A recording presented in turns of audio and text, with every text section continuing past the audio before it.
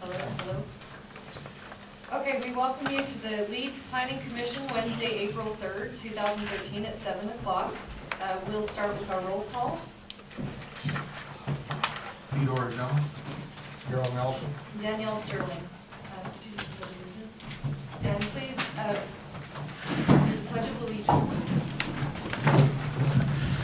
Please join me. I pledge allegiance to the flag of the United States of America and to the republic for which it stands, one nation, under God, indivisible, with liberty and justice for all. Thank you. Okay, welcome to the Leeds Planning Commission. Do we have any declaration of abstentions or conflicts tonight? I do have one. Let's see. Review and possible approval of agricultural protection zone. My property is included in that tonight. Let's see. We'll start with our consent agenda. I would like to have a motion on tonight's agenda. And meeting minutes from January 2nd, March 6th, and March 21st. I'll have to abstain from the January 2nd. That wasn't part of the council at the time, or of the board. And so I'll leave everything else to Pete. I wasn't here either. That's right. I can motion to the consent agenda, but I can't do the minutes.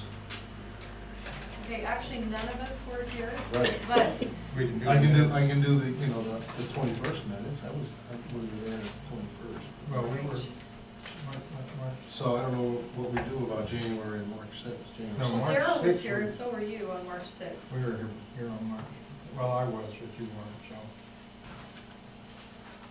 I would, after reading over the March 6th minutes, I would move we approve the March 6th agenda, or minutes.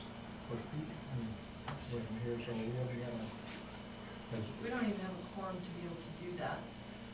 Well, normally, one suggestion, you could approve them subject to somebody making any kind of objection in the next week or some time frame, and then I think Okay, it'd be just fine. okay. And if you have a problem with them, you're welcome to come in and listen to the tapes. So, So we can Well, then approve- I'll move to accept tonight's consent agenda and the meeting minutes from January 2nd, March 6th, and March 23rd. I'll second that. All in favor? Aye. All right, we'll move on to announcements. Our planning commission openings and updates, we still have openings available if anyone would like to be on them. Okay, now we'll move into our public hearings. We have consider amendments to chapter 4 supplemental and qualifying regulations to add section 31 dealing with regulations for the short-term rental of residential properties. Short-term is defined as 29 days or less. I'll ask again if any of us have any abstentions or conflicts about the public hearing before I ask for a motion to open the public hearing. No objection. Okay, so I'll ask for a motion to open the public hearings for amendment to chapter 4. I'll motion that we open the public hearing for the amendments to chapter 4. Second motion. Thank you. We'll open the floor to anyone that would like to have any discussion about this particular amendment. can I give a brief overview, or maybe? Yeah. Yeah, that would help. That would be great. You're aware of, pretty quick. So, the proposals to amend the zoning code to add a section dealing with short-term rentals. And as you mentioned, short-term rentals would be defined as in residential zones. It's not commercial, those are typically hotels or something. So we're talking about short-term rentals in residential zones, and that'll be for renting for a period of 29 days or less. So within that, there's usually two types of short-term rentals. One is a bed and breakfast. And so this ordinance specifically says we're not going to affect the process for approval of a bed and breakfast. A bed and breakfast is allowed, I think, in all the residential zones in Leeds, subject to obtain a conditional use permit and business license. So then the other alternative is what is typically known as a vacation rental. And probably the difference between the two, what the difference between a vacation rental and a bed and breakfast is, a bed and breakfast has an on-site manager, possibly the owner occupied, but an on-site manager provides some food. The vacation rental typically doesn't have an on-site manager. You pick up the keys from a property management company and you have a house for rent for whatever time period. So what, we had an experience, the town had a request last April. Property owner up in Silver Reef wanted to have his home become a vacation rental. And ultimately, that request was turned down, but it was pretty clear during that hearing that the ordinance, if the town wants to restrict or somehow regulate vacation rentals, then we need to address it head on. St. George does. Most of the towns that I know, we have a section that deals with vacation or short-term rentals.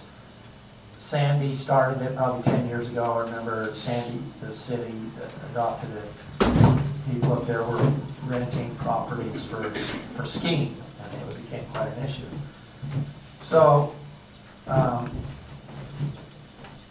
what we've come up with, the planning commission's had some discussions. We have alternate A and B tonight before the planning commission. And by the way, this public hearing, I think everybody knows, was noticed up properly. The town, Bob Goldsberry put a notice in the paper, appeared multiple times, and met the 10-day notice requirement. So alternate A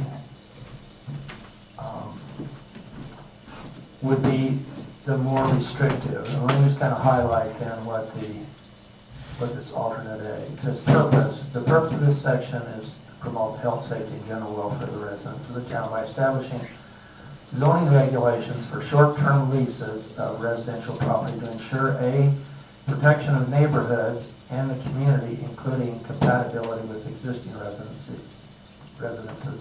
B, promote the peace and quiet of residential neighborhoods and preservation of property values. There's a definition, well, I'll read it now, let's see. The definition of a short-term residential rental property, also referred to as vacation rental property, is property which is used by any person or entity for hostel, hotel, inn, boarding house, or other transient lodging use where the term of occupancy, possession, or tenancy of the property is for 29 consecutive days or less, for direct or indirect compensation. For this section, compensation means money, rent, or other consideration given in return for occupancy or use of the property. In section 3, short-term residential rental properties, parentheses also known as vacation rental properties, are prohibited in all residential zones, agricultural zones, and mixed-use zones unless the property satisfies the following requirements. A, meets the requirements for a bed and breakfast inn and has obtained approval of a conditional use permit from the town council. Or B, property is located within a mixed-use zone and part of a resort development where short-term rental properties are designated as an allowed use on the site plan or subdivision plat and where such use has been approved by the town council. And let's see. I'm going to read the rest, which I really appreciate this. Do you want to read the definition of a resort development? Yeah, I was just thinking somehow I got an old copy. Oh, do you want, here you go. You can take that.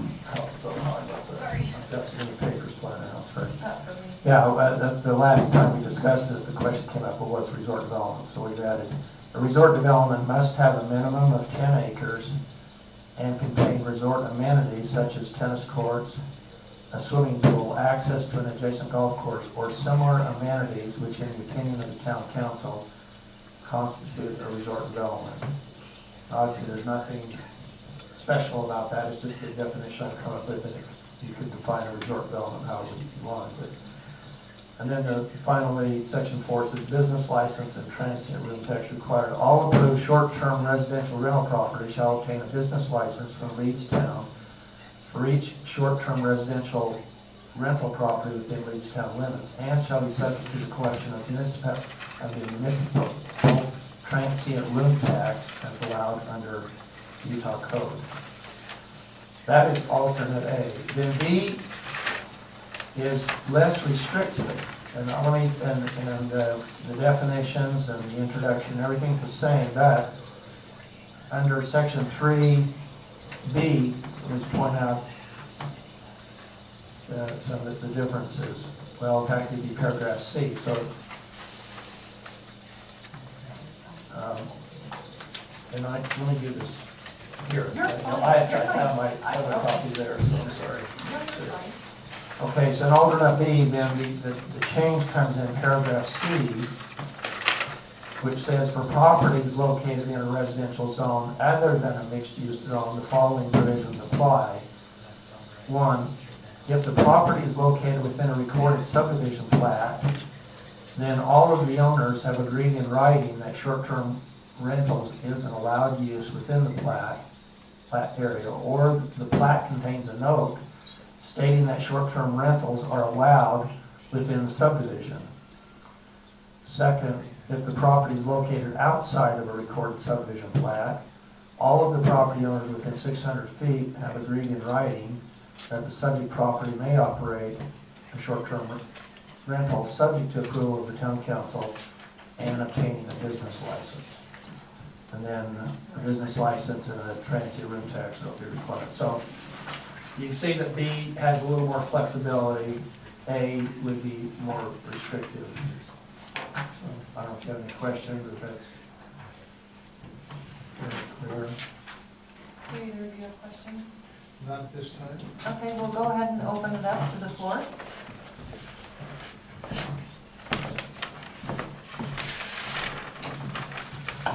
Good evening, I'm Ron Convict, and I live at 2021 Silverleaf.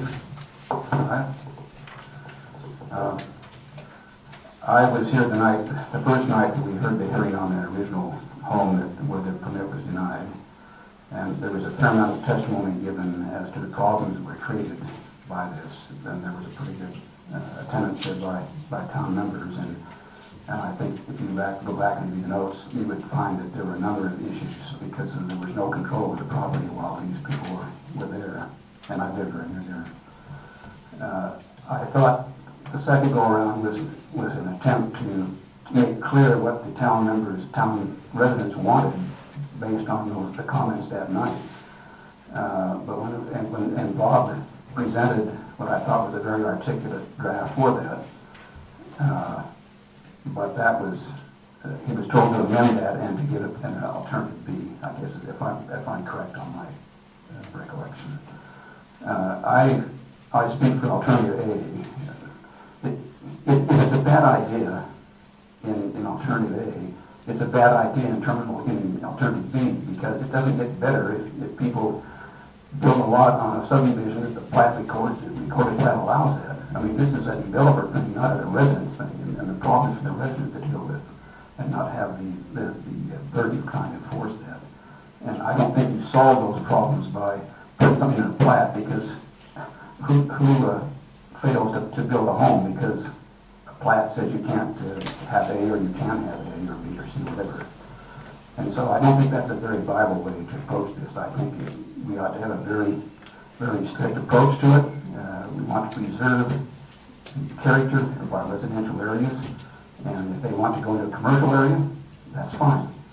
But our residential areas should be peaceful for the residents, and the bed and breakfast is the key to that. So I would urge you to vote for alternative A. Thank you. Is there anyone else that would like to speak and have public comment? All right, I'll ask for a motion to close our public hearing for consider amendments to chapter 4. I motion to close the consideration for amendment to chapter 4, the public hearing. Second motion. Thank you. Okay, we have one other public hearing, consider amendments to chapter 22 sign regulations. I'll ask for a motion to open the public hearing. Move to open public hearing for amendments to the sign code, chapter 22. I'll second it. All right, and I know that the sign regulations has been on here for years, hasn't it? We're happy that we can actually have a public hearing about it. Would you like to give a little bit of information on that, and then we'll open it up to the public? Okay, yeah, it has been discussed, obviously, you've got the new planning commissioner, so it's a little bit newer to you folks. I think I was asked quite a while ago, I don't know, 9 months, a year ago, whatever, to kind of look over the sign code, which is a 25-page document, and just see if there's a way to maybe make it a little clearer or shorten it, whatever. And so I've looked over the existing code and have made some changes, mostly in the commercial section. And it is, I won't spend too much time, but I think you have the copy in front of you. And so I just kind of, maybe just quickly, and their pages are numbered at the bottom, but so if we go, maybe what I'll do is just try and highlight a few of the changes that are proposed. Under page 2 of the ordinance is category of signs, signs not requiring approval as a construction sign, suggesting that instead of an 8 square foot maximum sign, that it could be 32, which is a 4x8 sign. Typically those would be construction, and let's see, such signs shall be erected no more than 5 days prior to the beginning of construction, for which a valid building permit has been issued, and shall be removed within 5 days of completion, or occupancy, whichever occurs first. So that would be one change there, the larger sign for a construction sign. Civic signs, section 3, it says civic signs. We changed it says signs placed at the entrances of Leeds identifying the town shall be monument type signs and shall not exceed 24 square feet. I think it was mentioned that the existing signs are about 72. So we made that to 72 square feet. That's what's basically existing. Real estate sign, the next section is that we've increased the allowed size. The sign shall not exceed 8 square feet, which is roughly a 2 foot by 4 foot, or a 3 by 3, or something in that range, rather than a 4 foot. You often see real estate signs that are larger than just 4 square feet. The next page, which would be on page 3, under political and campaign signs. In fact, political and campaign signs are a protected form of free speech. They have a special consideration in the law, and so what we've deleted some of the sections talks about limited to 4 square feet or combined sign over 8 square feet, and we've eliminated the section that says no more than 30 days. Simply change that. That's signs shall be removed within 7 days following the election. Signs shall be placed only on private property with permission of the property owners and not placed on or within the public right of way. So this is just kind of a minor change on political signs. Then going on, added a section on wayfinding signs. And this would be section 13 on page 4. You see that? It says town established wayfinding signs. This simply would give the town the right to do it, other than, it doesn't say it has to. It says the town may establish wayfinding signs located near I-15 exits to direct the public to significant historic, civic, or business locations within Leeds town. The wayfinding signs shall be similar to the signs shown in Exhibit B. Well, that was basically, we talked about, we showed pictures of the ones that Ivans has instituted in Ivanstown. You can see they direct traffic on certain streets to some of their major destinations. You can see that. So, again, this doesn't say it's going to happen. It just says the town may establish it. And then, let's see, it says only businesses that cater to the traveling public, such as gas stations, hotels, convenience stores, and similar businesses shall be placed on the wayfinding signs. The town council may establish policies and criteria for what civic and historic sites and businesses qualify for placement on the wayfinding signs. The decision of the town council shall be final on matters related to the wayfinding signs. The town may charge a fee to businesses desiring to be placed on a wayfinding sign in order to pay the expenses related to the establishment and maintenance of the wayfinding sign. So that'd be a new section. As some of you know, this UDOT has a wayfinding thing that's out on the interstates. And so you notice that as you approach an exit, they have a sign, some of them that are for restaurants, some gas station. And earlier we presented some information about how somebody can contact UDOT, and there's an annual fee they have to pay, and it's based on how much traffic is on that particular stretch of I-15. So anyway, then moving on, we deleted quite a bit of the language on commercial signs on page 4 and 5, and tried to simplify it, and here's how that's happened. Basically, the existing section on monument signs, we've kept pretty much as is. We just replaced it in a new section. But monument sign, the size and all, we've left wrong. But so the new sections on page 6 says business signs in a commercial zone. Basically 3 types of commercial business signs. One is a wall sign. It says in commercial zones, each commercial building or tenant therein may have one wall sign not to exceed 10% of the building's front wall area or 10% of the tenant's front facade area.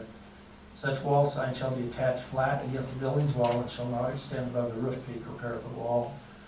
On the side or rear wall of the building, not more than 5% of the wall area shall be used for one additional sign. So that would be the wall sign section. Then the monument sign, again, the size we haven't messed with. So I think what the existing code is adequate, so we pretty much just kind of transferred that information to this section. So I won't really go into that. The sign is 30 square feet and a height, well, let's see, excuse me. The base of the sign base of the monument shall be no larger than 30 square feet and a height not to exceed 2 feet. So the base would be maybe 2 feet high, 15 feet long. That would be the maximum. Then the sign size itself shall not exceed 55 square feet, which obviously is placed on top of the base, and no more than 10 feet above the highest ground elevation. The sign shall be within the property for which it advertises and shall not encroach into any public right-of-way or public property.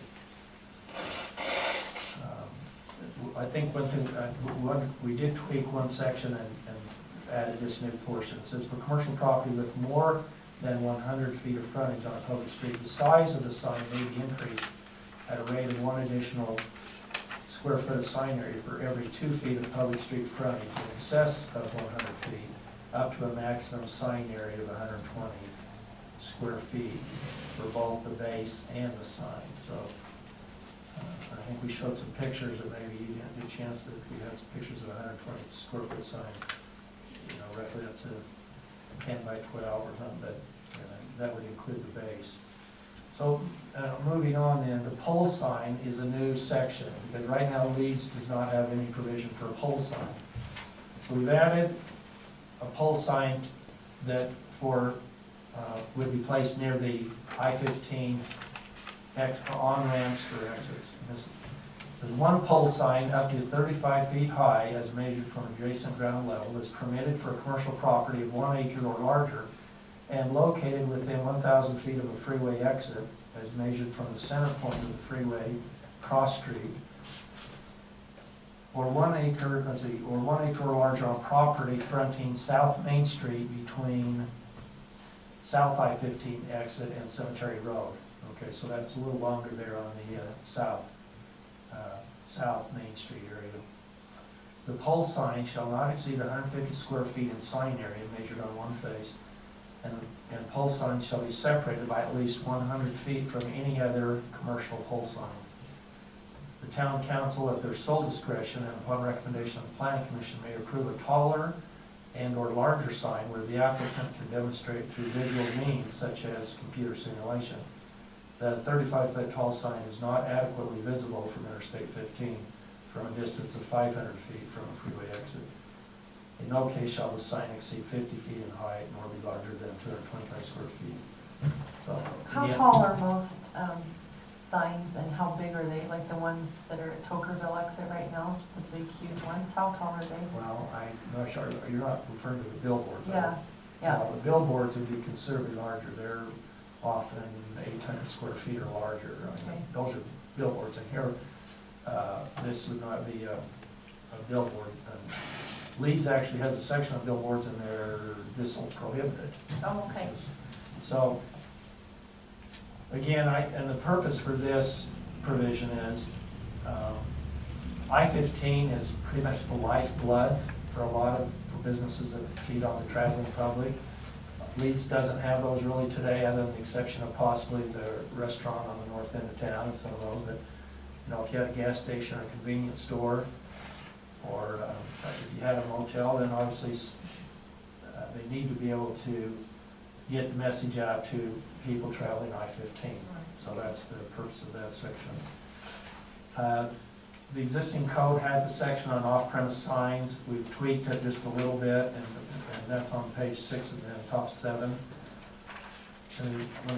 We've deleted a little bit on this, but and left a section that says a business may request a second advertising sign to be placed off-premise within Leeds. Request for one off-premise sign must include written authorization of the property owner on which the sign is placed. The off-premise sign shall not exceed 16 square feet in total area, so it's a pretty small sign, obviously, 4x4.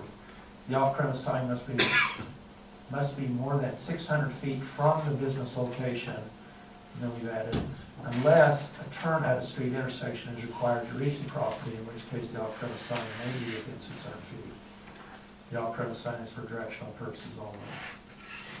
So, just tweak the existing lit language a little bit. Before you get any farther, can I ask a question back on the pole sign? Sure. Okay.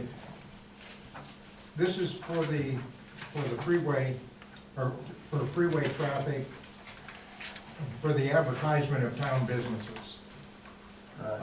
Seemed to me so that Joe Blow's mini market in Cedar City can advertise on one of our signs, you know, that say Joe Blow's 35 miles ahead. Seemed to me I'd want to restrict, if we're going to do a pole sign, which I'm completely averse to billboards and that, but it should be advertising businesses within the town that could benefit from that sign, not up in Cedar City or someplace else. I just, if we're gonna suffer through to have a sign about that high, I'd just assume it'd be for our own benefit. And that's a good point. And that was the intent, but it's probably not clear, so I think that's probably a good thing. We need to add, pole sign will be an on-premise sign limited to advertising the businesses located, on premise. So I agree totally with what you're saying. That was the intent. I believe that's not, it needs to be made more clear. So that's good. Let's see. Maybe it could be said limited to properties that have business licenses in Leeds. Yeah. Well, that's a good point. But I think the intent, as I envisioned it, is the sign has to advertise the business where the sign's located. It has to be on that property. So Oh, I see what you're it wouldn't be I see. a pole sign that advertises something down the block. I mean, that's kind of an off-premise, that's what we call an off-premise sign. But, so this would be an on-premise, the sign message is related to the business located on this premise only. And maybe that's a good thing we need to add to make that clear, just because Does it say on premise? I don't think it does, so I'll tweak that.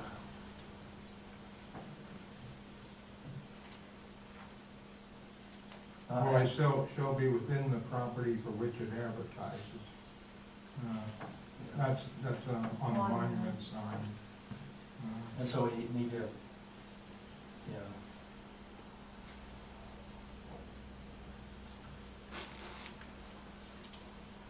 And so we need to maybe just have that very same language, because that's, Yeah. that, the sign shall be within the property for which it advertises, so that would make it clear. Right. Yeah. Yeah, that's clearly the intent of that, but.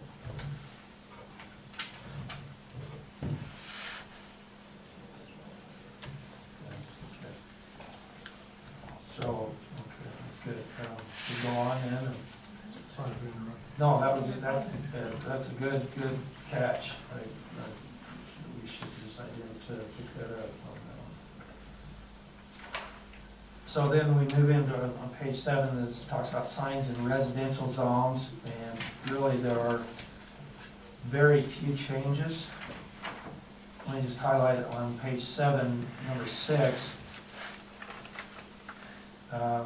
We've eliminated, if you see on there, it says business sign in a residential zone. Right now, it requires the applicant, if you have a, example, if you have a home occupation,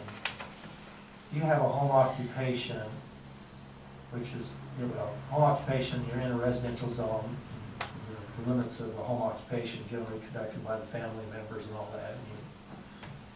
Right now, the code says you have to get a conditional use permit for that sign, and the sign's only 4 square feet, 2 by 2. And I'm saying, I don't think that should be necessary. If you've got a home occupation business license, then I don't think you'd have to get a conditional use permit, just place the sign. So if you've got a valid home occupation, it says the applicant may post a sign on the premises, a business sign in a residential zone may not exceed 4 square feet in total area. So that simplified that a little bit.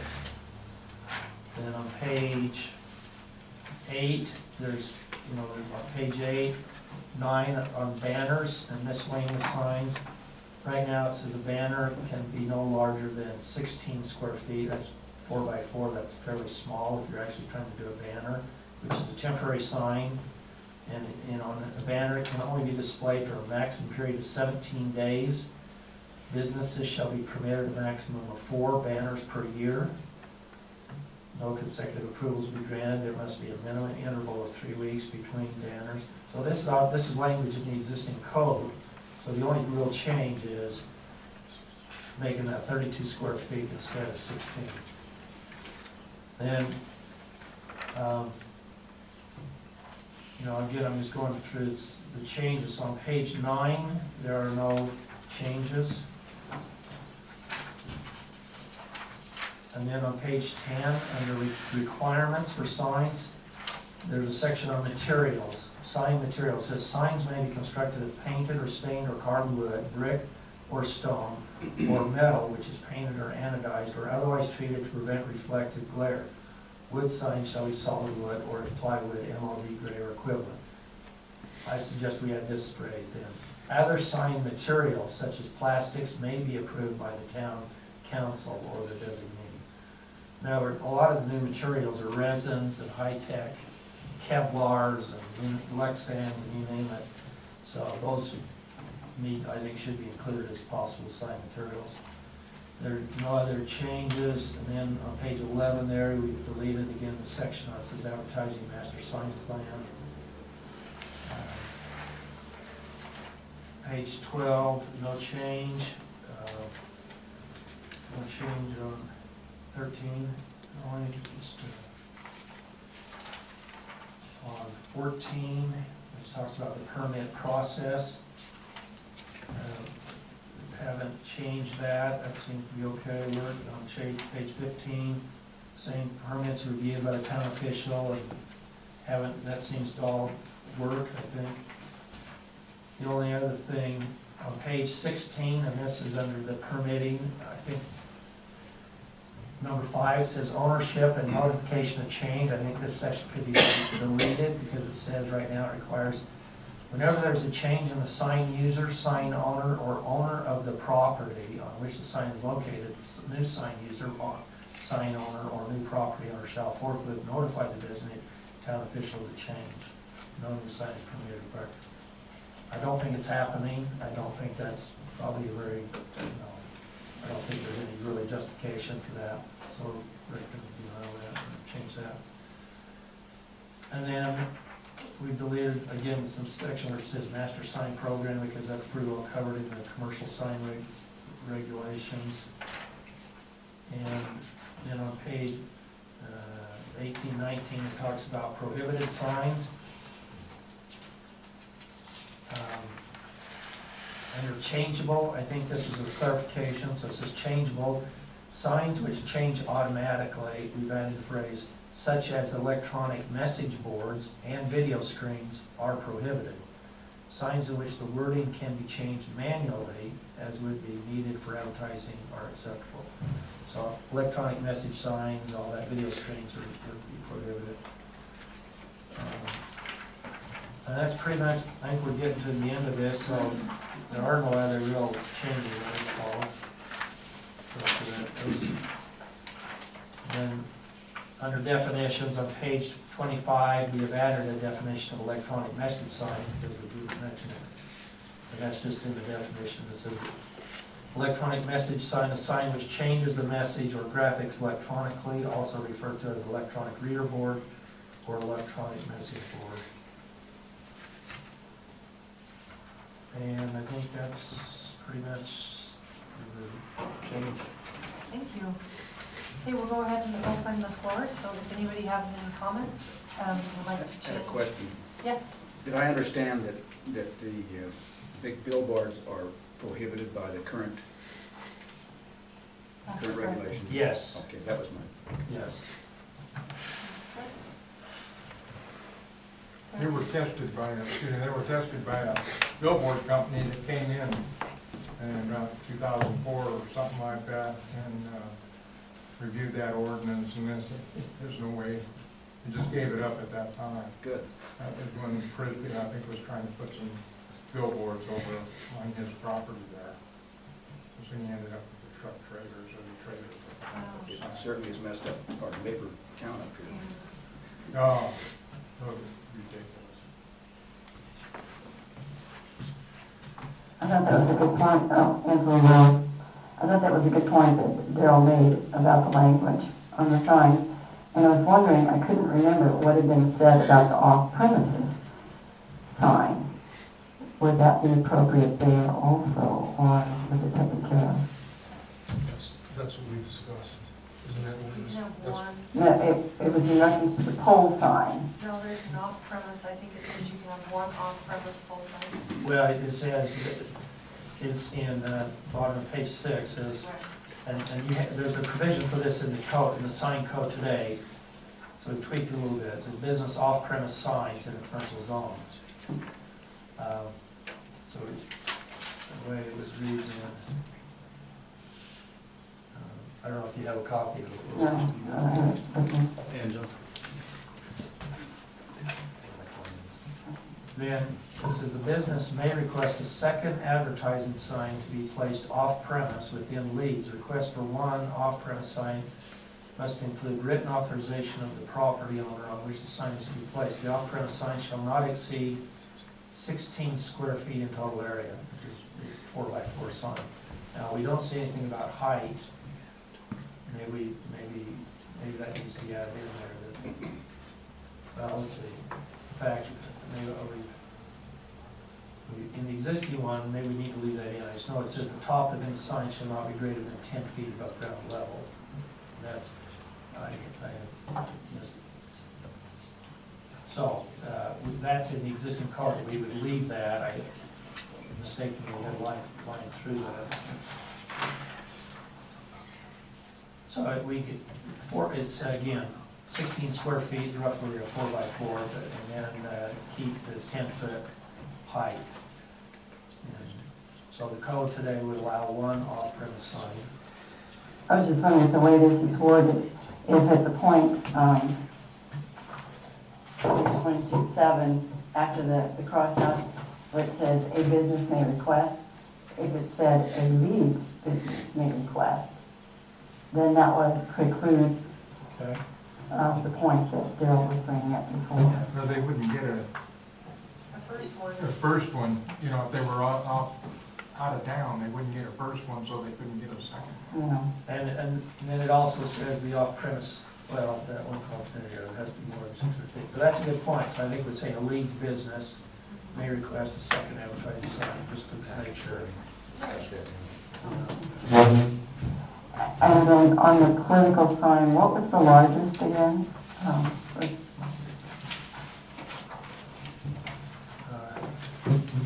Well, let's see. We have removed any reference to size, Okay, but this current sign code says limited to an individual sign area of 4 square feet and a combined sign area not exceeding 8 square feet for residents or business. My understanding, what I've heard read, of, you know, those never passed legal test for campaign signs. So we basically said that the signs have to come down within 7 days of the election. And they can only be placed on private property with permission of the property owner. so there's no limit on the size, is that Right. what I understand? Because I just remember the last campaign, there was, some were probably 4 by 8, that were on the outskirts of town. Yeah. And, you know, right now that we've kind of removed the limits on size, and maybe, like, you want to have something so it doesn't get too crazy, you know, maybe, I'm not sure what the number, 64 square feet or something, but that would be an 8 by 8.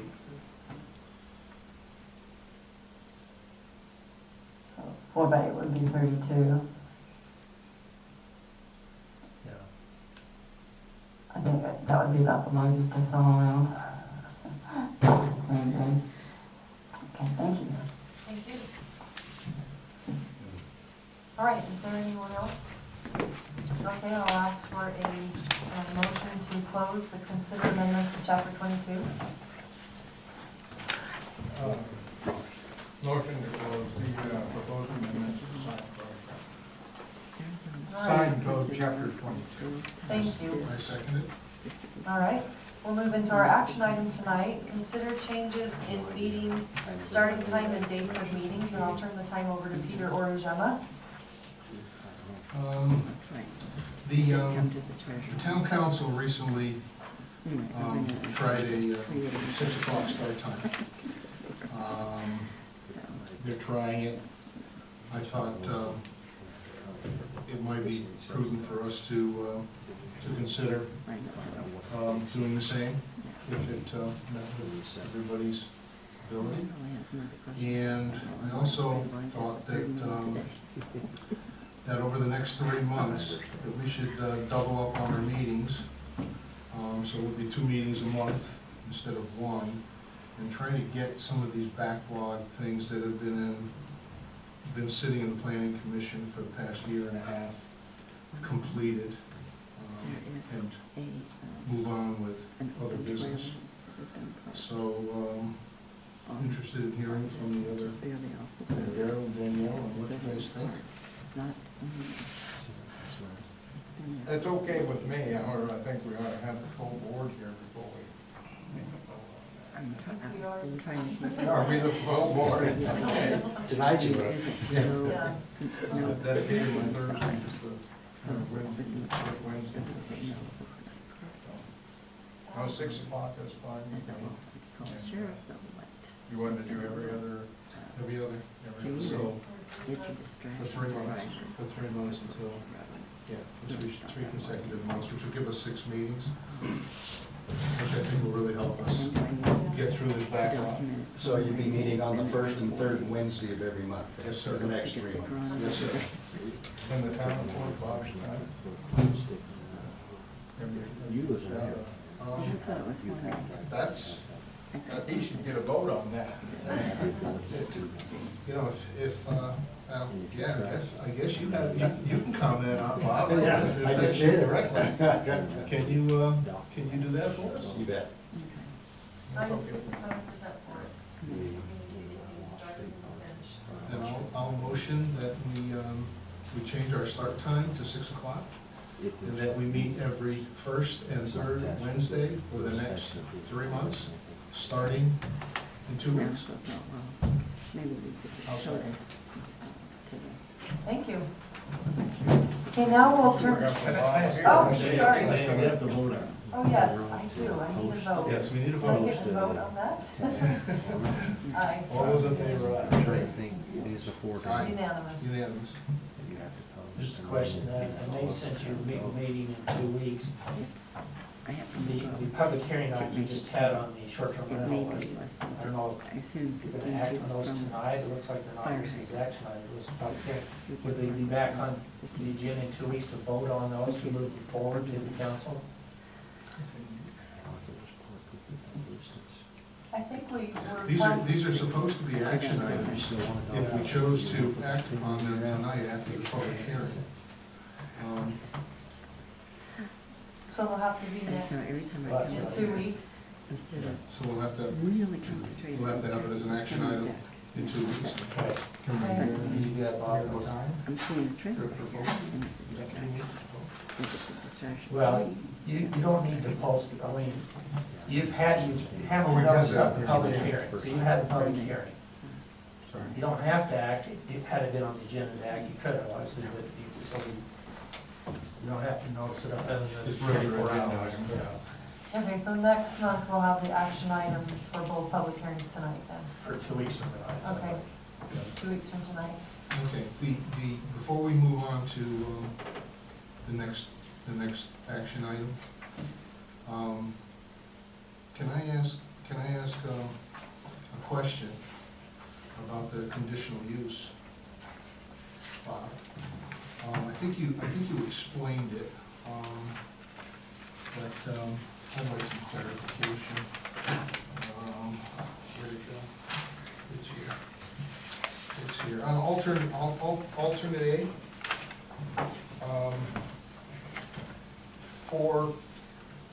4-31-3, B, property is located within the mixed-use zone.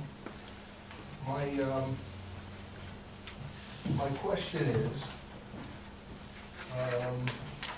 wouldn't a resort development be considered a commercial use of that land, a resort development being a business?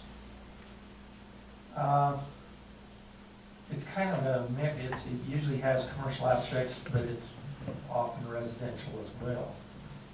For example, I mean, in St. George, Green Valley is kind of considered a resort development, has a big tennis court complex, but it's. I mean, fees are paid for that privilege to use the tennis courts, or are they not, or? Well, it depends, I think.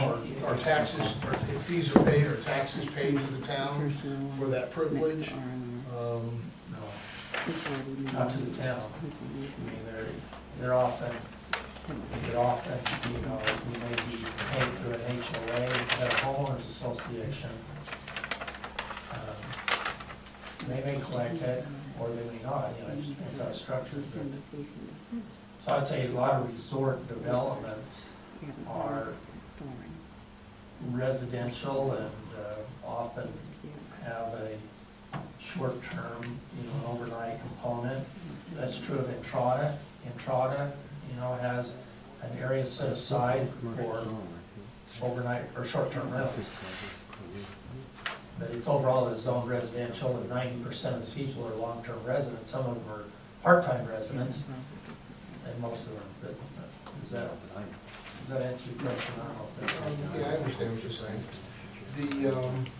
In the mixed-use ordinance, which I'm not sure, I think I asked you before, there's certain allotted commercial use. There's a certain size of commercial land, the commercial property, commercial that can be used, 10,000 square feet or whatever it is.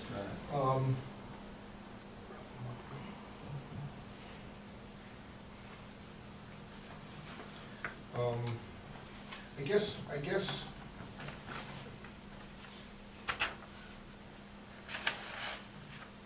guess I'm not comfortable with this part B. And the reason being is, you know, they could put up a hotel in their commercial zoning part of their development and rent rooms on a short-term basis, and the town could collect, you know, they could collect, you know, transient fees and overnight fees, and the town would make, you know, the town, yeah, they'd have to pay the town the money. Whereas this allows them to do it without any fees paid to the town, from what you're saying. Well, no, let me clarify one thing. If you're renting a property for 29 days or less, under the state code, you're required to collect transient room tax, a portion of which comes back to the town. So what I'm saying is, if they rent residential homes in that resort development,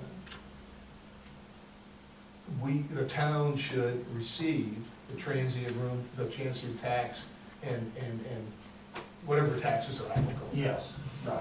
That's a requirement of state law. So it is required, so they would have to. Anytime you do they would- 29 days or less. Right. Does the town collect that tax, or does the Uh, person that does the rent, are they responsible for? Yeah, the county collects it. I'm not sure totally, because it goes back to the county. The county is the recipient of the transient room tax. And then they would forward the money to the town. Yeah, but I know it is a requirement under the state law that if you're renting property, whether it's a hotel, bed and breakfast, residential, whatever, 29 days or less falls within the requirement to collect the transient room tax. Personally, I think that, we've heard ample testimony of people that say in this town they do not want any part of vacation rental property. And I really don't think that we should have this in it at all. I don't think that we should have vacation rental properties for mixed use, for residential, for agriculture. I think at this point, the citizens have told us many, many times that they have one scenario that ended in a lot of people quite upset, because the bottom line is, no matter what vacation rental property you're at, the people that are renting are on vacation, and it doesn't matter if it's in a mixed-use zone, there's still going to be people that live there next to it as a residential, that's their home. I think that we need to, my own opinion is that we need to just make it so that vacation rental properties are not allowed in Leeds, period. If they want to have some type of rental property, they need to either have it commercial, Have a hotel or motel. Have a on hotel, their motel. commercial. Or a bed and breakfast. or a bed and Or a bed and breakfast, but I breakfast. don't think we should have vacation So, rental yeah, properties. so I agree with Danielle, I'd like B to be changed. Well, we could just eliminate B, Okay. just take it out. Okay, If that's what if that's what you prefer, that's certainly, That's what I think. that's the town's prerogative. Under the mixed use zone, it's not a really permitted use per se, because under mixed use zone, the site plan, the subdivision, the concept plan has to go to the planning commission, city council for approval. So, even if you left it in, it's not like it suddenly opens the door, because the mixed use zone says they have to bring a development plan forward and get it approved by the town. So I think the bottom line though is we did see one scenario of it, and even if it was in a site plan or a subdivision, there is somebody living next door that has to get up every single morning with their children and take them to the bus and get them ready. And on one aspect of that, if there's somebody partying there on the next door, just because it's on a site plan does not make it easier for the person that's paying a mortgage every month to live there. But if you want, certainly, we could just eliminate B and take that out. Is that what kind of what I'm hearing? That's your preferred. That's what I like. I agree would like with that that. too. Okay.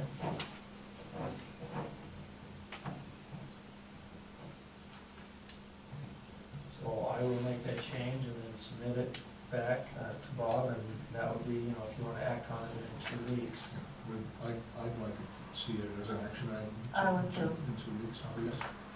Okay. All right, is there any other discussion? Thank you. No problem. Okay, we have as an action item, review and possible approval of agricultural protection zone, presentation by David Stern. I also received this staff report as in my packet, and it states that the state law called agricultural protection area was passed by a state legislator to help protect agricultural lands from nuisance complaints, unreasonable restriction on farm practices, and services as notice to prospective land purchasers and developers that they purchasing land next to a protected farm operation. Washington County Commission adopted an ordinance in '95 to create a 5-member agricultural protection area advisory board and adopt procedures for the creation of the APA, agricultural protection areas. The county ordinance requires a minimum parcel size of 5 acres in order to be eligible. The UCA sets forth the process for the creation. With an incorporated town boundary, a proposal is submitted to the town council and must be signed by a majority of property owners within the proposed APA. The town council then submits the proposal to the advisory board and the town planning commission for review. The town planning commission and advisory board shall submit their separate written recommendations to the town council within 45 days of receiving the proposal. After giving the proper notice, the town council must hold a public hearing on the proposal to create the APA. Section 1741-305 sets forth the criteria to be applied in evaluating proposals for the APAs. In brief, the criteria includes whether the land is zoned for agriculture use and whether it's being used for agricultural production. Is the land viable for ag production and nature of existing and proposed farm improvements, as well as trends in agriculture conditions? Section 1741-402 through 406 explain the benefits of being in an APA, and in brief, the benefits relate to protection from state and local regs that are adverse to farming, protection from certain nuisances, and some protection from eminent domain. So I think what we'll go ahead and have you do is present what you have tonight, although it looks like Bob has done his staff report, and we have to first go to the town council. Or you have to go to the town council.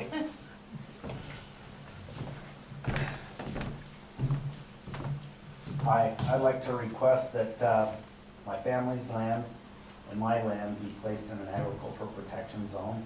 And here I have the tax numbers, the parcels, and the acres.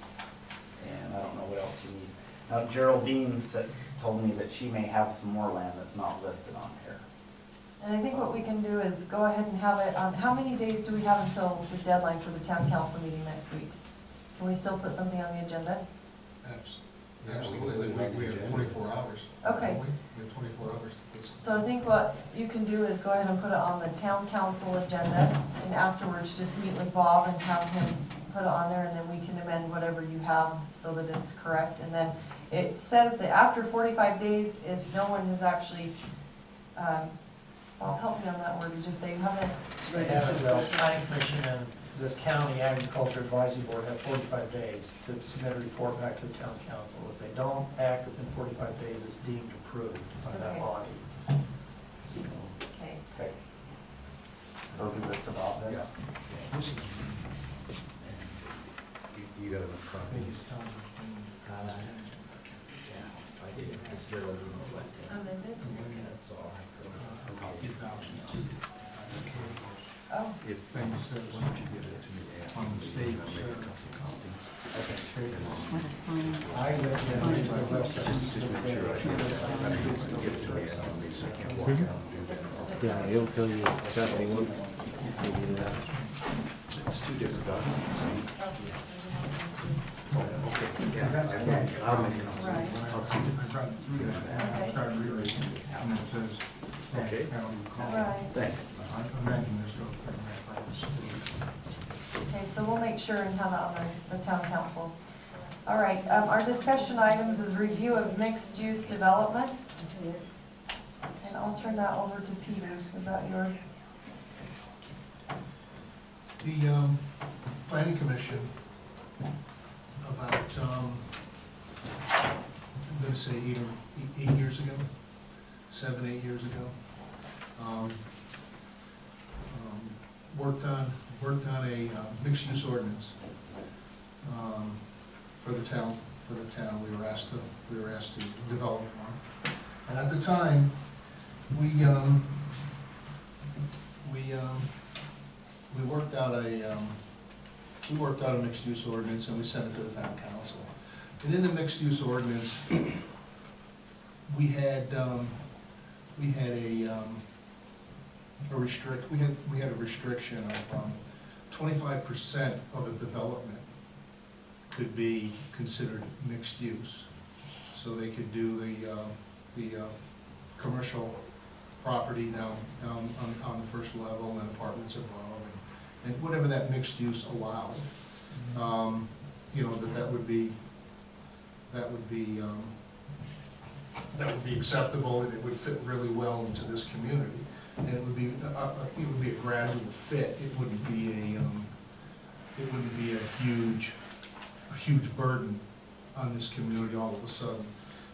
Members of the town council at the time chose to change that and eliminate the 25%. And basically, you know, just threw that out the door, and you could come in and you could mix use property anywhere, any size. And Bob, I know you've been working on this after I asked a review of it about a year and a half ago. And you said something about a minimum size of 200 acres, I believe. Right. And, you know, I didn't say anything. I sat in the audience and, you know, and kept my mouth shut. And now I'm sitting up here, and I'd like to see that ordinance changed back to that 25% of a development to be mixed use. In other words, if you have 4 acres, you get an acre of mixed use. And the rest of the property, the other 3 acres would be deemed residential. The other thing is the last paragraph of the mixed-use ordinance states that the mixed-use, the owner of the mixed-use zoned property has the right to change the construction standards. And at the time, Drake asked that all the construction standards be changed, but the town council decided that that was a little much and decided not to do that and allowed I believe the road standards. Street design. That street design, okay. And they needed to prove to the council national, you know, the acceptability of national standards. And I said, when I was a councilman, and I wasn't even a planning commissioner, that wasn't fair to other developers in this town. So it gave more privileges to mixed-use property than, let's say, residential property. Let's say, you know, Mr. Sant in Silver Point Estates. He has to meet the same standard that existed at the time, you know, the same as, I guess, St. George. Whereas Grapevine and any other mixed-use properties had the right to ask for exemption. I'd like to see that 25% put back into mixed use, and I'd like to see the last paragraph of the construction standards eliminated. And and I'd like to see it as an action item, and at our next meeting if possible. Well, you have to have a public hearing. Okay, then we have to have a public hearing, then we'd like to have a public hearing, and then possibly, you know, at that public hearing, maybe we can do it as a public hearing and possible action item on the agenda, so we don't have the issue like we had tonight, so we can't vote on it because it's not an action item. So we can choose whether to do that or delay if the council, if the commissioners so choose. I agree. So, you know, if we can do that. Okay, I know we can't grandfather, we can't tell Grapevine that they have to obey that which we adopt today. I understand that. But, you know, future developers, future annexations into town, I think it'd be a way better fit for this little community. And as you recall, one of the things the planning commission had recommended, and it's a little different approach, because they would say, well, let's set the minimum acres in a mixed-use development at 200, so obviously you'll limit the number of projects that are gonna come forward.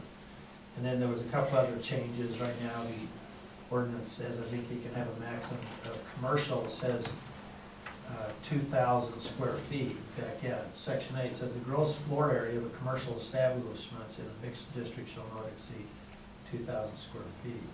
And maybe that's fine if that's just the, not the total, I assume that would be the maximum size for any one establishment. I assume, I know it's a little unclear actually, Maybe we that maybe should, you want to maybe clarify. we should clarify that also. That is more of a mom and pop Well, type of convenience store or you something, know, if it's 2,000 square feet. I'm not so set on having it be, you know, really, really small, commercial. You know what I mean? It says 1,000 feet? 2,000 square Which feet? is extremely small, honestly. Not too many. I- Planning commission recommended we change that to 20,000. But I don't think, that never got to the town council, so that has not been interactive. No, that's why we're going through it again. This is an item that I asked like a year and a half ago or longer to be reviewed. I don't know if you remember. But, you know, that's one of the reasons I've asked for more meetings, because we'd like to get these things out of the planning commissions. They've been here for a year and a half, and get them to the town council to review and act on, whether they choose to act on it or not.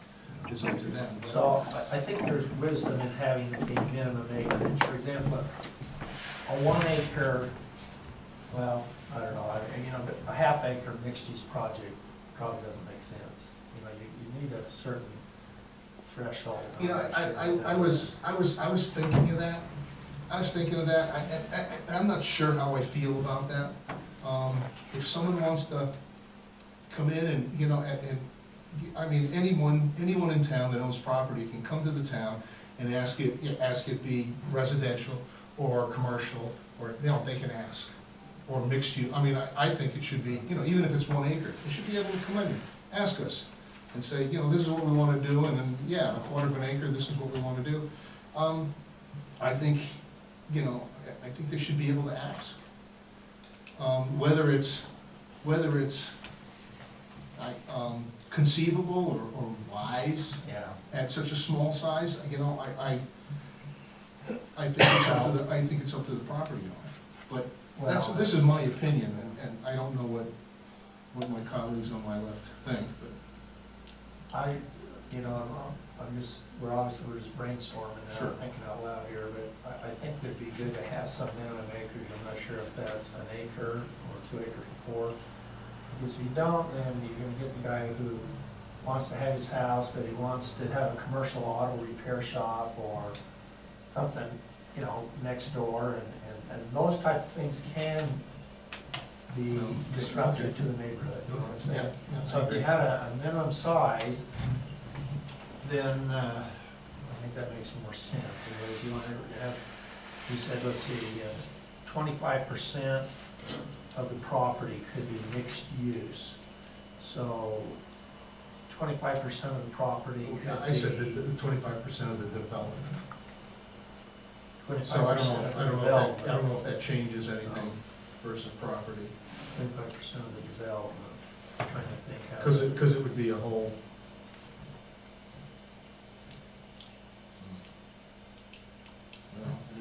And maybe it's Any opinions? 25% of not just the property, not just the development, but 25% of the usable development. So not including like the open space and not including everything else, but just 25% of the usable Yeah, that- property that the development is actually platting. That makes sense. I like that. I wonder if it'd be good, rather than advertising it for a public hearing 2 weeks from tonight, which you almost have to set the notice tomorrow, get 10 days to pay. 10 days. If it's more of a, here's a proposal and we kick it around and then have a public hearing, I mean, I'm just, you know, it's just enough. Any thoughts about A size, a size, not, Danielle? I mean, I understand what Bob is saying. Saying, talk it over and then go on. Or the next. If the only thing you're really wanting to change is the 25% of the development's property, and then there was one other thing that you wanted to change. The last paragraph, The the last construction paragraph? standards. You just wanted to delete that. I want to delete that, that shouldn't be there, that's just, you know, again, that's just giving, you know, Substandard. a few more rights than everyone else, and, you know, I think it's not fair for everyone else in town. Was there any other points that you wanted to change on that, or is that the two? Because if that's the two, I'll. Those are the two, totally and, fine. you know, you know, I mean, I understand what Bob is saying, somebody can come in, you know, I never thought of it that way, that somebody can come in, I have an acre of land, I wanna build a house, and on a quarter of an acre of land, I'm gonna put up a 35-foot hotel. You know, or Restaurant, you know, fast food, yeah, yeah. or I a mean, car you know, car repair. so maybe or there should be, so maybe honest there should value. be a size limit, or a size has to be more than. But I don't know, Otherwise, I think. I don't know what to really- put on that. You know, I wouldn't, I don't know if I agree with 200 acres or more. You know what I mean? Well, yeah, I think the planning commission has come from that Yeah, at the time, mixed use is a unique product. It is an entrada, it is a, I don't know what's in it, you know, maybe ledges or something, it's, you know, we've been in these large master plan communities Sure. where, Sure. and, you know, the idea of the road standards there, they're not really substandard per se, they're just different. And they, you know, you can go to communities that have these different standards and they're wonderful developments, and, you know, I've been to a number of them just looking at planning conferences, and I'm sure you've seen some of them, so. You know, there's two different approaches. You could set a large minimum acreage. I don't know that 200 acres is necessarily the right number, you know, maybe 100 or something, but it's something that denotes that as a special project. But, you know, otherwise, if you're gonna, I think you need some minimum, because, you know, an innovative person would say, well, you know, the heck with zoning, well, or I'm gonna have my house, I'm gonna have, well, you know, whatever some of these negative incompatible uses are. Somebody, you know, car repair. And not have to get a conditional use Yeah, for not have for to the get it, use. and so suddenly you change the character of the neighborhood a little bit. Yeah, no, I don't wanna do that. I wonder. That 25% have to be all in one chunk, you can't have 10% here, 10% here, and 5% over there. Can be. It's only 25% of the whole development, of the usable land on the development. Could be mixed use, in other words, it could be different than the primary use. Primary use, say, is residential, or maybe the primary use is commercial, and then 25% could be Mixed. different. Yeah. Right. I mean, mixed is usually a combination of residential and commercial, so 25% could be, you know, different than the predominant use. I don't know, predominant use is, According to the state. maybe, that's, What was the motivation of adopting the 25% and then, or recommending the 25%, and then it was not? We at the planning commission unanimously agreed that that's what would fit with this community. And, you know, I mean, for example, when Grapevine comes in and they have 370 acres, and every acre is mixed use. And then you end up with 8 or 9 homes on an acre of land. And with several town centers. And we just thought that, at the time, that wouldn't fit with this community. We thought if you did it to a lesser extent, a smaller extent, that we can gradually work our way into that mentality, and still maintain the integrity of this town. And that's what we all thought. And that's what we all, I mean, that's what we were, that's what the discussion was. So,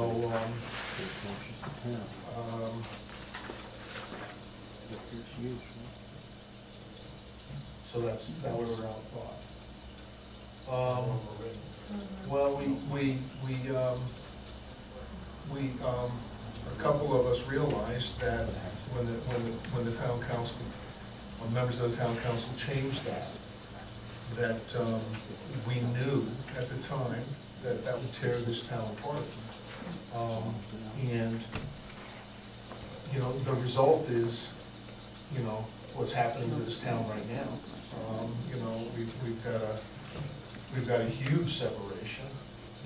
You know, people would like to see that happening, and people that don't want to see it. And we were trying to find a happy medium, and we thought this would be a really nice way to introduce that to this community, because we get commercial, we get the rental, the apartments above it, we get all the, you know, but to a lesser extent, and we thought it would, you know, again, we thought it would fit into this community very well. And so that's why I'm reintroducing it. What the council does after the recommendation, if it goes to them in that form, is up to them, but I'd like them to at least have the opportunity to change things if they like. When I was referring to that 25%, I was thinking of the 1 acre thing where the guy's got a house and he's got one brother that wants to build a auto mechanic, and the other guy has 56 years and You know, some other places. I agree, now that Bob has said that, you know, I agree with, maybe we should set a size limit, but I don't know, you know, I can throw numbers out there, I mean, you know, I can say 5, 10, I can say, you know, 100, I really have to, I guess I really have to sleep on it, you know, to come up with a And I'm number. wondering if maybe What do you recommend? each member take the chapter and maybe mark it, write it, bring back something in writing, changes that they would like to see, so it's in writing. And then that would be kind of the basis of the discussion. I do think, I still think that, you know, some minimum acres is required. I don't disagree after you enlightening me. Maybe that's 50 acres or whatever, but, But you can understand where yeah, Where we're coming from. Yeah. you know. I will be out of town in 2 weeks. I didn't anticipate having, so Oh, we didn't ask you. Sorry. That's apologize.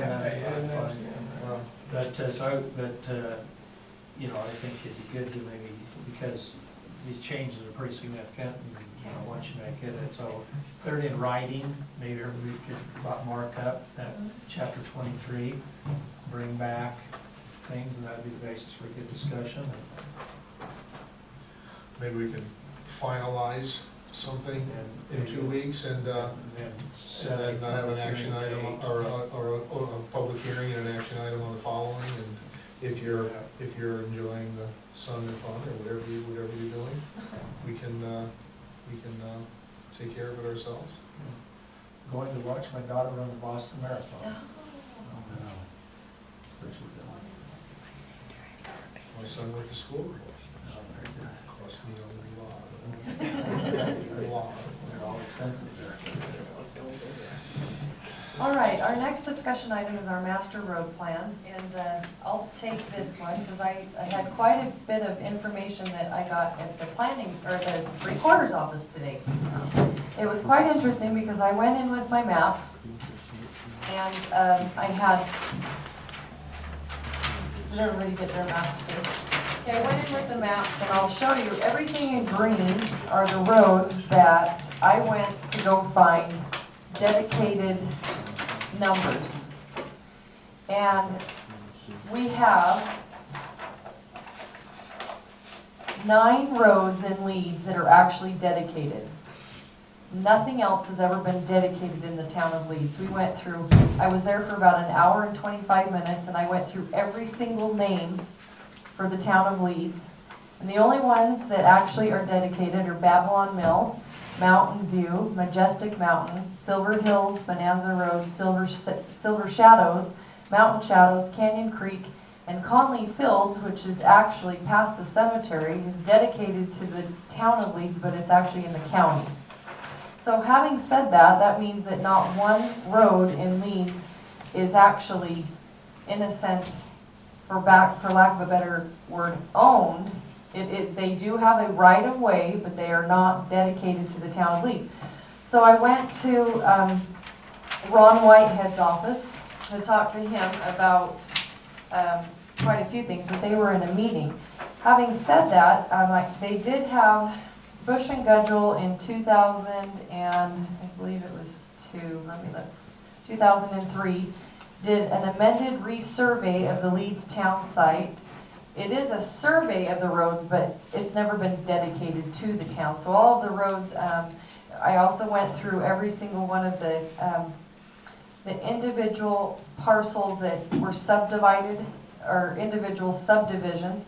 And many of the roads that were subdivided, or many of the subdivisions that have roads through them were never dedicated to the town, which means that in a sense, they belong to the subdivision, not the town. I think at this point, we're going to have to ask legal. We're going to have to ask legal. We're going to have to ask a lot of questions because the gal that I worked with for an hour stated that if it's not dedicated, it's not in a sense owned by the town.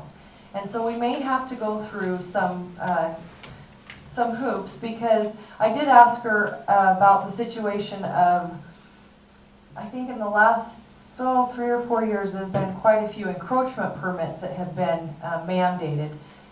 If we don't own the road, we can't ask for an encroachment permit, because the encroachment permit is on a road that's dedicated. And if nothing is dedicated, then we have to go through the steps. And I want you to remember at the very beginning of this planning commission, when I was put in as the chair, I will never say anything that I don't have black and white copy. I don't have a black and white copy to show you which ones are dedicated, so I'm not going to actually tell you that they're dedicated. And I think that's the most important thing in the planning commission, is that if you don't have the facts, you can't base it on opinion. And so having said that, the road master plan, let's get back to the agenda. My whole point was to go to the recorder's office, was to have the master road plan so that I had a recording number for every single road. I do have a recording number for all the roads that are dedicated, although what I'd like to do is at this point, I would like to have our master road plan only be the roads that are inside, at this point, our town boundaries. We step back, we have our master road plan this, we actually do our dedicated work on dedicating the roads legally. We do what we need to do to make sure that if anybody questions why this is not dedicated, if any type of lawsuit comes up, I know that there was a situation with, I believe it's called Majestic View. One of the biggest reasons Majestic View had problems is that road is not dedicated to the town. It does not have the dedication until it went through litigation. I think as a planning commission, we should, at this point, take our master road plan, take all of the different roads that are marked on with colors. We start fresh. We start with actually getting a master road plan that's correct, that is based on ordinances, that is based on dedicated roads, and we work from there. Instead of the master road plan that we have right now, which is not based on facts, it's not based on ordinances, and all it does is create many problems, many emotions for people whose land it goes over. So my intent and purpose is everything in green that I can see that is not through private property, that is a road not dedicated, but is a road that is usable. And the other thing she said is that it is a right-of-way, it's just not a dedicated right-of-way. And so I do have an appointment with Ron Whitehead. I'm going to go over and ask, what we need to do to rectify this. And truthfully, I don't know if we'll have to go and dedicate them. One of the biggest things she said is that a lot of times when a municipality, and Bob, you can help me on this, she said sometimes when a municipality is created, they don't necessarily want to adopt the roads or dedicate the roads because then they don't have to maintain them. But sooner or later, after a few years, they become their roads in the town boundaries. But having not dedicated them, where does that leave us? Well, I don't know, I mean, I think like normally when you get a new subdivision, the roads there are either explicitly to be private and then maintained by an HOA, or they're public roads, typically they're public streets. So I have, I would have to go back and look at how the subdivisions, what they're recording, how, what kind of language they have on it. But this would be a good question to get the town attorney involved in too. I mean, the roads will become public by, I think it's 10 years by right of use, prescriptive easements. So, Where are the prescriptive easements, though? I mean, where? well, if the public has used a road for, and I'm not sure if it's 7 or 10 years, I think it's 10 years, then often that can become deemed a public thoroughfare, public road. But I guess my questions, so that we as a planning commission know that we're doing everything legal, so that when we recommend, we know what we're talking about, we're not opinioning anything. I'd like to know if we can, because they're not dedicated, if it's legal that we make well, not necessarily utilities, but anyone have encroachment permits on roads that aren't legally deemed ours. So that's something that I'd like to ask. I would like to have a public hearing and action item in 2 weeks to create it so that our master road plan starts from the beginning again, so that we can actually really utilize what we have and not create a map full of spaghetti, which is in a sense what we have. And I'd really like to make sure that we have black and white copies of ordinances, knowing that why we put a road when we do our master road plan, why we put it, and the fact that we can put it, and that it's legally not a hillside ordinance problem or something like that. So what are your opinions or thoughts? I don't want to see any proposed future roads on private property on any master road plan. If the Sterlings want to develop their land, and they can come forward and show where they want to put roads and where they, and that's up to them. I don't, the Susan Savage, for example, also, I don't think you put a proposed road on a map and say, well, this is where we'd like to see a road in the future. It seems like it's gospel that there's going to be a road there, with a little bit of encouragement from eminent domain, and I think eminent domain is stealing, personally. I know you get reimbursed, but I still say it's stealing when a property owner doesn't want to sell that part of their land, and I think having any future roads proposed on private land is just plain wrong. So I'd like to see, I guess what Danielle is saying, I'd like to see the master road plan without any proposed roads for future proposed roads on private property.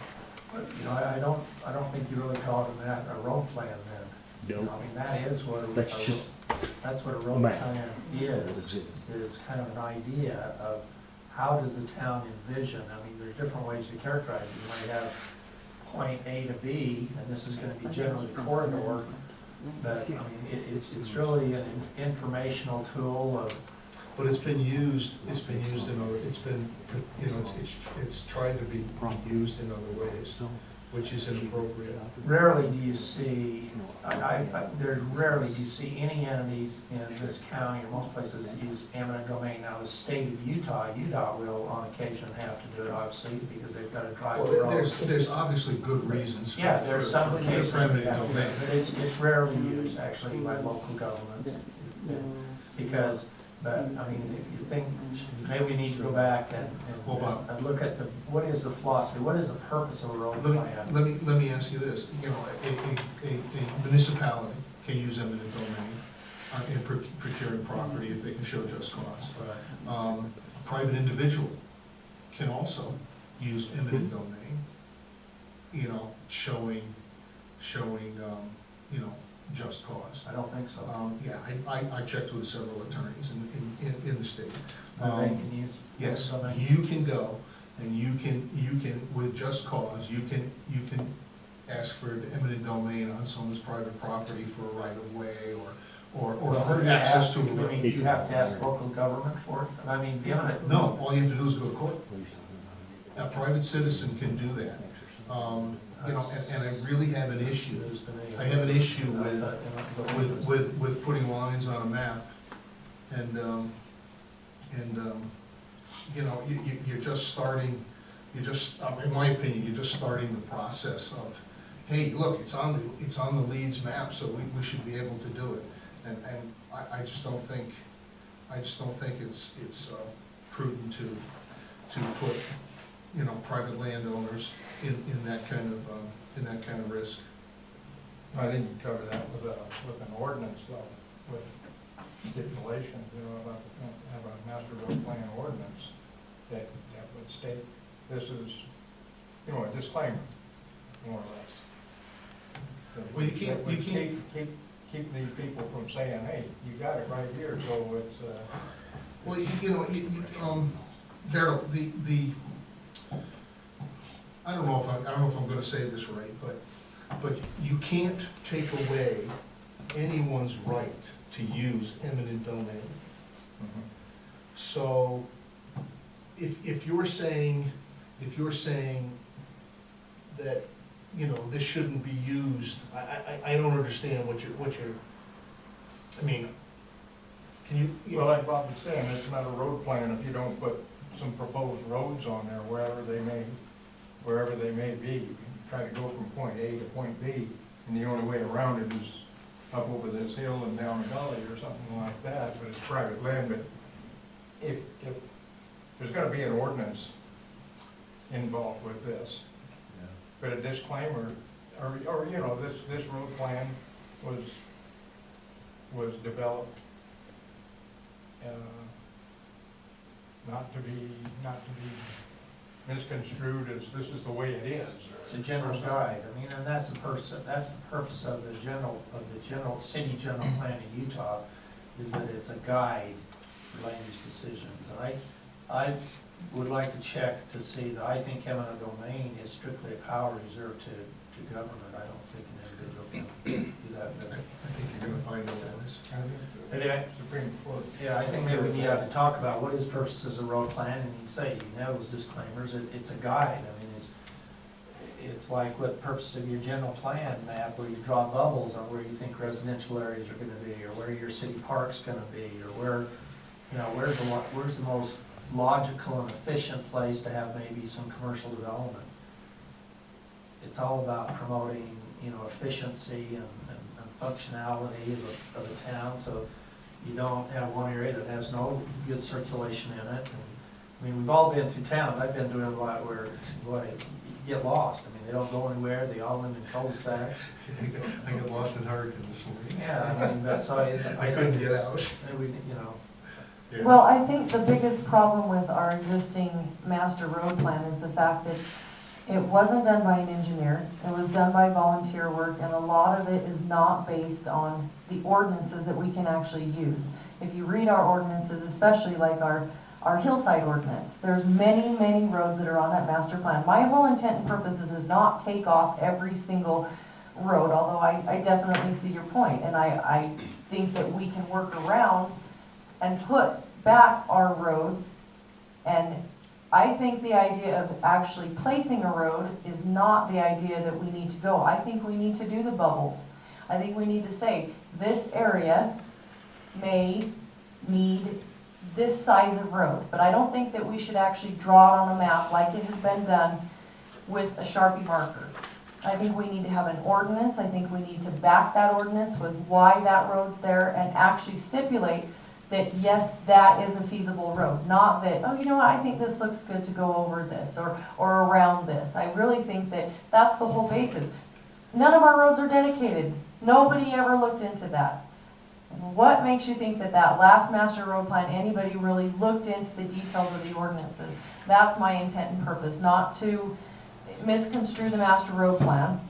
I think we need to start over fresh and make it so that we can, as a planning commission, can look at each area, break it up into each commissioner having their own area, and really delve into which areas are gonna need which type of roadway. And I mean, the master road plan is especially that, but it's not, our current one is not based on anything except a Sharpie marker and a lot of volunteers that we're trying to do the best they can. And the planning commission started that a few months ago, going back and revisiting, and, you know, they each took an area, and they were trying to remove roads that were shown on steep hillsides, make those corrections, so, you Yeah. know, that was kind of was begun. Of course, some of those people are no longer here, but. Well, and Sunrise doesn't have that map anymore, so that's why I figured, you know what, I this is the think that- first that- step, is taking off those roads so that we can actually start and creating a viable road plan. Yes? Are any of those roads there, perhaps roads that may be indicated by the Utah State Department of Highways as? There are, our whole entire That's what I road. thought that there were. Yeah, and I have those, but I didn't write anything down that was not, in a sense, owned by the town. Our main street is a highway. There's a cemetery road is not owned by the town, it's an SR, State road. state road. So there's quite a few. It was actually a fun little trip down to realize where we need to start and what we need to do to really make a viable town so that we know what we're talking about and not having opinions about dedicated roads. So I think at this point, I would still like to start our master road plan fresh and have a public hearing about that. Take it back to ground zero and create it again. But before we do that, we need to get the other master road plan off. It's not backed by ordinances at all. Do we need a public hearing to Yeah. start this? So we would have a public Well, hearing next. You need a public hearing when you amend your city plan. And so, yeah, you have, But we're not amending it yet. well, if you take the Reset. roads off of it, or you're starting over, in effect, and so the option is, do you do that, or do you wait? You come up with some recommendations and have a public hearing to say, these are the changes we propose to the road plan. And, that you do, and that may be a more productive public hearing, is have a public hearing when you have a proposal on what do you change it? Not you saying, well, we're having a public hearing because we're doing away with our master road plan. I mean, say, here are the changes we're proposing on the plan, here's what it is, and here's what we're proposing. That, it's just like a zoning hearing, you have to give 10 days notice in the paper, you have a public hearing, and it's a recommendation to the town council, they have the final authority. Right. A prescriptive Easement? that came out when, I remember when Bush and Gutchell did that plan, they surveyed all the plans, but just like Babylon, when they put in your road, Right. they had to straighten that out, and that was a little bit of a hassle, because if I remember, it went over, It does, it went way over. way over. That's the only one in town that's dedicated though.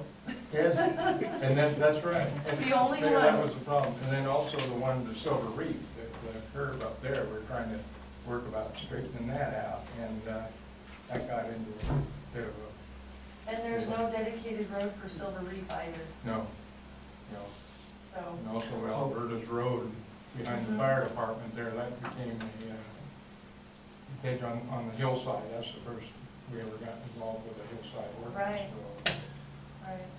Mr. Sant in Silver Point Estates, in his phase, in his reduced phase one, his revamped phase one, I believe still in his development agreement, he's going to put I believe a roundabout to eliminate that curve. I remember him talking about that. Yeah, so Right. yeah, I asked him if that was still, would that still be in the development plan? I mean, yeah, his first phase, because his first phase with 45 homes it was in, and would that change? And he said that will not change, they plan on doing that. But again, that's not a dedicated road, so, Not a dedicated road. so I don't even know if he has the right to do that. We do have right of ways, but not dedicated, and there's quite a few different things that you run into roadblocks about the dedicated road. What rights do we have, Rob, on a prescriptive easement? I mean, it's been used over 10 years or 7 years. Well, I think then it becomes a public road. I mean, it's a legal question, I'm not an expert on that, so. But, you know, a lot of roads come about through the original platting of the town, like I explained. All the roads in downtown St. George, in the old historic area, came about as an original town plat. Later, as the town grows, people subdivide and they dedicate roads as public roads as part of the subdivision process. So, I mean, exactly what, that's the discharge of the Leeds thing, I don't know. It was just bizarre, and she was, I mean, she just kept looking and looking and looking, and she said, you know, I'm gonna put one in that I know is dedicated to see if this computer's working. Why would nothing be dedicated? And even Vista, you would think Vista's not that old. And Boulder Way, why wouldn't Boulder Way, but they're not. So, I wanna fix that, I wanna make sure that we have, you know, at least, the black and white paper to show we know what we're talking about instead of, like I said, opinions on dedicated roads. And I'd also like to talk to, an attorney about what our rights are on, collecting impact fees of roads we don't actually have dedicated things on. So, anyway, if you'd like to have it as a, maybe the discussion item next month, and, maybe put in a few roads that we actually know that we have ordinance that say that we can. And if we start, you know, we don't have to create the whole entire plan overnight, but I would like to see in 2 weeks, that we have something so the next, in a month from tonight, we can actually have it as a public hearing and start fresh and not necessarily do it so that, you know, everything is taken into account, but just start fresh and get our points across of that, what we're doing is legal. So, anyway, that's all I have. We have, Can I make one comment? Yeah. You mentioned that the old town road plan was done by volunteers. And that's the way it happens in an awful lot of small towns. That is the Yeah. process, and that's all you need. Because you kept referring to by ordinance. But the general plan map is a conceptual guide. Those roads that are shown on there, none of them are put on by ordinance necessarily, because all they are is a possibility. you well, know. unfortunately, those speculative roads turn into a lot of people's nightmares. And I don't wanna have to live that, and I don't want anyone else to have to live that again.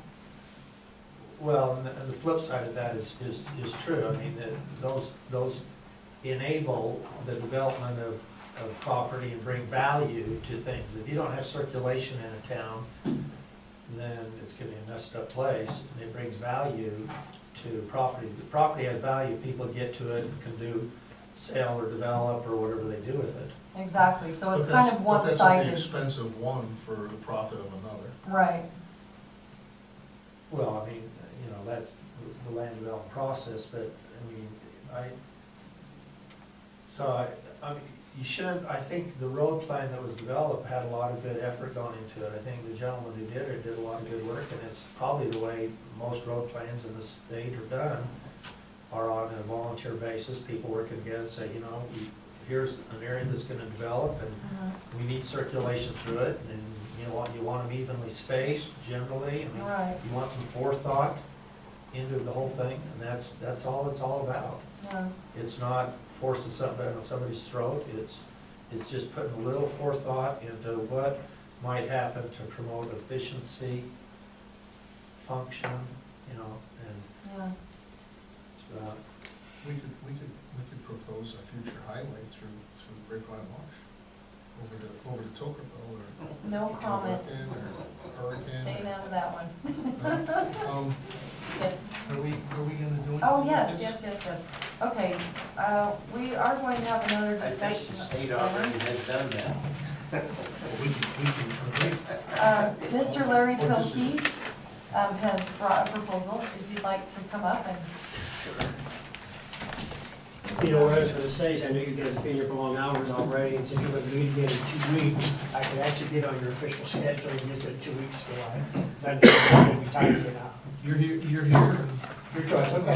You know, I think you said you were supposed to be, right? Supposed to be, I think there was a disconnect Disconnect, somewhere okay. between us. Well, I think we can hear you. Okay, great, thanks. What I've got here, I got you the official batch that you asked me for that last month. Got you guys copies, you can take a look at it. Little note section there. Take that. And actually, got a topographical picture there, which actually you can see it a little bit better. Oh, I'm sorry, that's okay. you don't exist anymore. I know, after 8 o'clock, I know. Peter, Thank you. take a look at it a little bit better. I do not have 200 acres. I only have 2. So what I'm taking a look at is, the property that I'm really taking a look at initially is over at property L on 246. It's a hidden piece of property which you can't see from the street. And what I want to do there is to open up an impound lot. And I was speaking with Bob last month, and he said what I'm going to have to do there is I have to get the 6-foot fence, the barbed wire and all this. So we've already taken that into consideration, contacted Ron Faust to come out there and build that fence for us. And then eventually what I want to do is up on the upper property there, where it used to be Devon Howard's Quality Homes, at the old office site. I want to build a smaller office there. Eventually, we're probably talking more toward the end of the year before that's going to happen. But the immediate need is to go ahead and to build that impound lot so that we can start bringing in some revenue and not be broke anymore. let me just ask, what is the property zone today? It's all commercial, Commercial. we looked it up on the map. It's Mhm. commercial. It's all Mhm, It commercial. is, yeah. So is that, let's see, I think one of the issues I recall on was that the impound lot is not one of the listed uses or something? Right. Yeah, we had gone over it, we didn't see it, so we were trying to figure out how Mr. Pease was able to do that right downtown. Because that's what used to be in some way. Does it specifically state impound lot is not being able to be used for commercial, or? Here's what it has Just- normally in the zoning, it lists the permitted uses and uses that are not listed that are not considered permitted. I mean, it goes through a list of uses, a series of permitted uses or conditional uses. And those are typically then the permitted uses within the zone. You don't have to go through and list everything that It is isn't? not allowed. I mean, who knows how many, 600 items might potentially be. But Right. they list the permitted uses. No, so, and let me just look, so sometimes they give planning commission or something.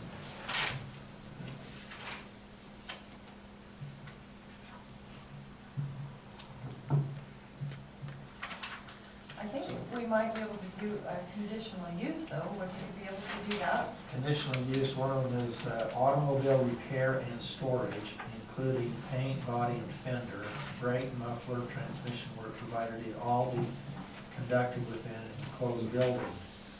The storage is only on a temporary basis, not to exceed 6 months.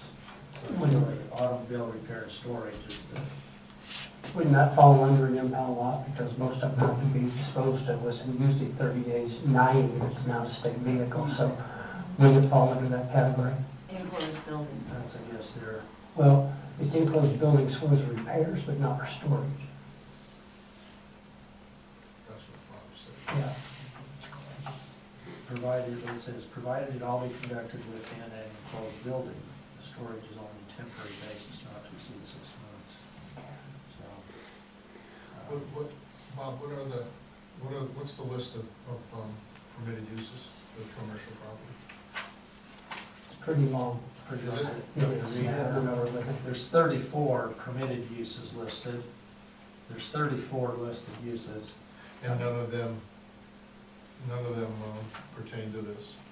No, the closest one is automobile new, well, you got auto parts store, automobile new and used sales, and I think there's an automobile repair. Well, actually, the automotive repair garage is a permitted use. That's about as close. So as you you're get. gonna sell used automobiles Eventually. eventually? Right, initially it's just to be an impound So you lot, right? And also, there's 3 different parcels, correct? Correct. And so this parcel, I think we could do a, I gotta think about this, give me 2 seconds here. If we did a conditional use on one of the parcels, then he would be able to do his other business on the other because it's 3 commercial parcels. So if we did a conditional use on the one about storage, I think it would suffice the fact that we're not giving conditional use on the building that he's doing, he'd have to come back for that. And whatever else you were using with the 3rd parcel. It's part of the 2 lots are so close together, even Oh, though right, there's 2 parcels, right. yeah, it'd just be one. And at some point in the future, that's where I would like to build a small dealership. Right. But the initial is, there's no water down there, so there's not really much you can do with the property. Mhm. I guess my question was, if this was permitted before downtown, under what category? 'Cause I didn't know how to look it up. That's a good And I'm not point. trying to be obstinate, I just No, didn't you're know how fine, to do because it. it actually, as of a month ago, it was being used as an impound yard behind the Leeds Market. Exactly. And there's a 10-foot fence there, and they completely emptied it when the last renter left. But was it an impound, or was it, It was an it impound. was an impound? It was an impound. So it wasn't storage of vehicles that he worked on? it was- No, it was an impound, and I know that for a fact. Yeah, he had, Mr. Peace had actually contracted with a state for picking up the vehicles up and down the freeway, and they were impounded there. And that's also what I was trying to find out, is I wasn't sure where to go, because like Bob said there, I went over it too, and I didn't see it listed, so I didn't know how it previously got approved, so I didn't know which way to go. So that's why I wanted your input as to how to do it, I wasn't sure. Yeah, How did he I don't, get to do it? And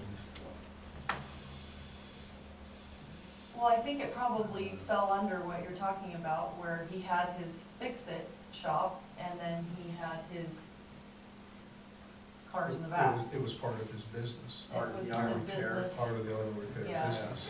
And, or he did have 2 businesses, he had the impound business, and then he also had the auto repair, and it was under 2 separate, I believe, 2 separate entities, but, you know, it may be one of those things that are, it was part of the automobile repair shop, and then it kind of morphed into a second use of, he's a repair, but now he's also got an impound yard, and So we're going impound yard first and then morphing into a repair. yeah. No, I don't want to do repairs, guys. Well, maybe not repairs, but used auto sales. Right, right. And maybe, you know, maybe he just went ahead and did it, and it never did meet the code. You know, I don't know, that happens on occasion, you know, where I would have thought that he would have had to get approval in order to put that fence up.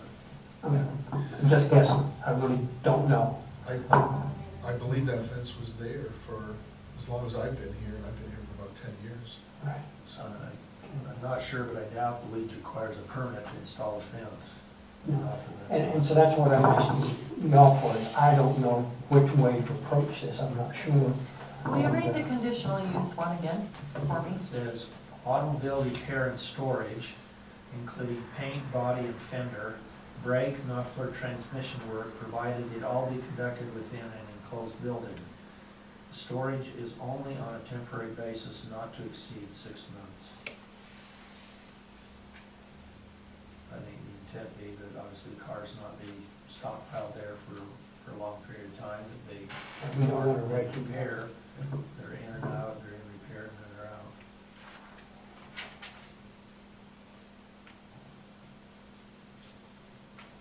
If I have to, I can build a building, but I'd rather not do that. Do you have, is that the 11.9 acres that was? It's right beside it, it's only like 2.2. It's where Quality Homes was, if you take a look at that topographical map, it's, you can see that really good. Like I said, from the road, you can't even see, you can from the fire department, but you can't see it from the front road.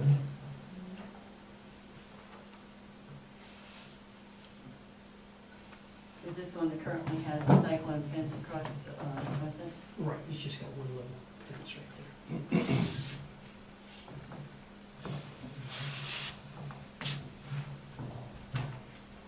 And that's all you own, you don't own this junkyard that's here along Main Street? Yes, we just bought this, those two parcels right there, and this one, they all connect right together. I've been preparing the cease and desist.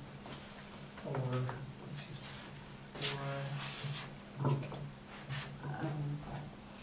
Not having a business license and. oh, I'm not conducting any business, we're trying to get that fixed so they go down into that walkway. So you won't be able to see them once they get down there. Because there's been complaints from neighbors. Yeah, that's interesting, there's no neighbors over there. The business next door. Oh, okay. Is this the gully, is this Main Street, or what is this? Yeah, that's Right the through main- here. That's the main street. That's Main Street, And then there's, this is but is R there and R. something on the other side then? Right here. This is, let's see, Is it the plastic places? right here, this is, where the restaurant is, in the post office, right here. Okay, I was kind of looking for the, okay, the on-ramp is right there, or the Silver Leaf Road.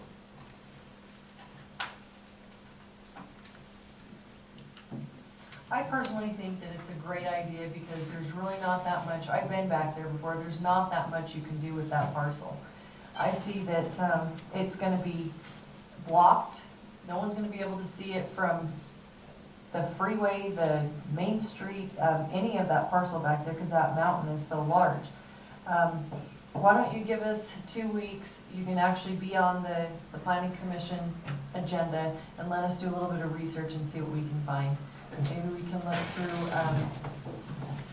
something that we've missed. Well, it seems like at a minimum, it would have to be considered under the conditional use provisions. right. So there's an application, typically there's a notice, and I think there's notice that goes out to surrounding property owners, invite them to the meeting. So those things, so he'd fill out a conditional use. If you feel that what he's proposing falls within that That list of storage. use, automobile repair and storage, So if you feel that it's within that category, then that's listed as conditional use and all the requirements you go through for a conditional use permit. The Just come to application. planning commission first before you can do that, or can you just come get a conditional use and then come to planning commission? No, you go through the conditional use application process, which files an application, and I believe there's notification, then it's surrounding property owners, we don't have Leeds provisions memorized, but typically you notify the surrounding property owners. Goes to the planning commission, obviously it has to be listed on the agenda. You make a recommendation to the town council, the town council that has to act on it.